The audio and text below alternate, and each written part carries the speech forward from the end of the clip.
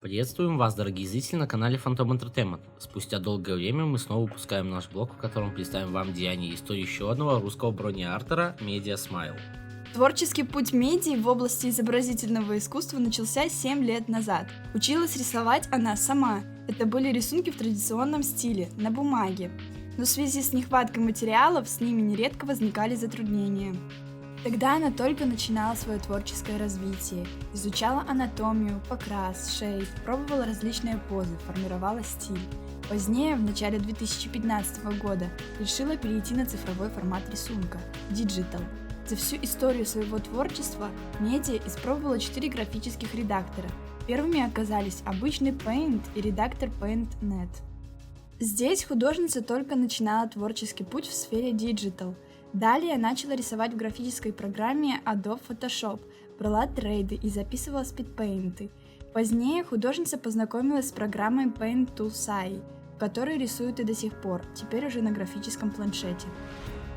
Стиль рисунков Медиа преобразуется до сих пор, однако основной не меняющейся фишкой художницы были и остаются большие глаза с ярко выраженным шейдом. «Мне кажется, у меня берут комишны только из-за моих глаз», утверждает Медиа. Эти глаза не раз становились мишенью для большого количества плагиаторов, но и до сих пор никому не удавалось раскрыть той глубины и красоты, что изображает сама Медиа. К своему творчеству Медиа относится довольно жестко, видя в артах лишь косяки и ляпы, считая его слишком простым и банальным, несмотря на то, что в тот момент у нее уже была своя аудитория, и многие хотели с ней трейды и коллабы. Вероятно, следствием такому отношению художницы к своим творениям могли стать претензии части аудитории к ее стилю изображения и особенностям передачи анатомии. Несмотря на то, что добрая половина подписчиков относилась с уважением к ее работам, иногда чуть ли не обожествляя их.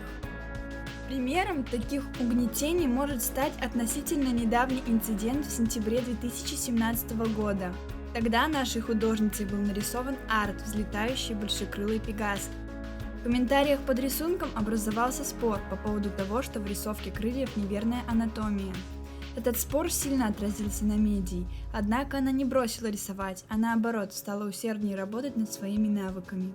Как и многие в брони-фэндом, Медиа вовлеклась, посмотрев анимационный сериал My Little Pony «Дружба – это чудо». Сначала она изображала главную шестерку персонажей, часто в стиле Rainbow Power. Позже появилась своя ос, та самая большекрылая пегаска. Что касается группы Media Smile ВКонтакте, то появилась она не сразу. Изначально она вела группу со своей второй половинкой. Он отвечал за спокойствие и соблюдение порядка в группе, отслеживал и чистил группу от нежелательных подписчиков, в общем размахивал проверенным банхаммером. Но спустя месяц работы в группе он ушел в отпуск, да так и не вернулся, отказался от этого.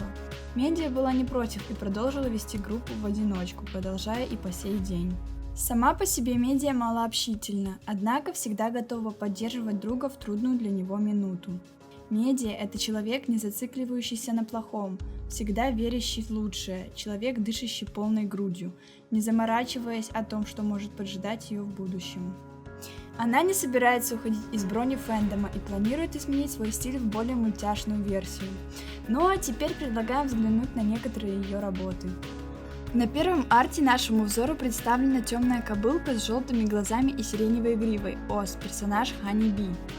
Первое, что бросается в глаза, это взгляд, да и сами глаза этой пони, а именно необычно глубокий шейдинг. На радужке глаза виден перелив желтого цвета от темных оттенков на краю радужки до его светлых тонов. На вид кобылка кажется довольно задумчивой, смотришь на нее и задаешься вопросом, а о чем она думает, не о том ли блике, что находится перед ее мордочкой?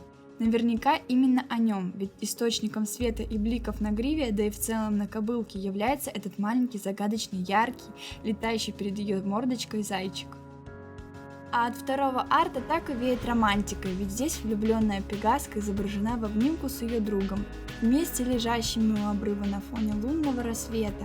Как нельзя лучше, здесь выполнено распределение теней и бликов, они-то здесь и подчеркивают любовную атмосферу арта. Что еще подчеркивает любовную атмосферу здесь, так это восходящая из-за морского горизонта яркая, сияющая луна, являющаяся нежными источниками света и романтики картины. Освещая морскую гладь и облака, она является свидетелем лилейных чувств парочки, наслаждающейся вечерней прохладой после долгого летнего дня. Третий арт представлен довольно интересным образом.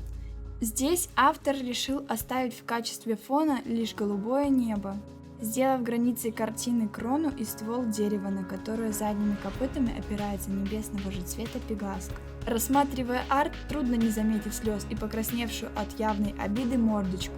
Вероятно, изобразив персонажа, плачущим в ясный день, показав веселые и яркие тона, а не серые и угрюмые оттенки, художница хотела показать равнодушие нынешнего мира. Ведь очень часто, порой, людям глубоко безразлична чья-либо боль, для них день стабильно прекрасен. Сам арт – это просто шейд с контуркой, здесь мы не видим плавных переходов тона, зато резкими тенями видим изображение шерсти в области морды, брюха и копыт. Блики на гриве явно отражают солнечный свет, а сама картина отдает легким оттенком одиночества. И, наконец, четвертый арт-косплей, представлен и вовсе без фона, и снова голубая пегаска, по сути, ос героя данного блога. Она представлена в сложном темном костюме, основными цветами которого являются серый и темно-бордовый, а также более яркий розовый, плавно переходящий в голубой. Как и говорилось ранее, медиа никогда не изменяла стилистики глаз, и, как всегда, основная фишка рисовки – это глубина теней и бликов, что отражается не только в глазах, но и во всей картине. Наверняка автора этого арта привлекли яркие цвета, восхищает и живость мордашки этой небесного цвета кобылки. Наверняка что-то чудесное привлекло ее, заставив показать эту едва заметную на фоне теней улыбку. На этом, дорогие зрители, мы, пожалуй, закончим. Подписывайтесь на наш канал, на нашу группу ВКонтакте, ставьте лайки, пишите в комментариях. До новых встреч и всем пока!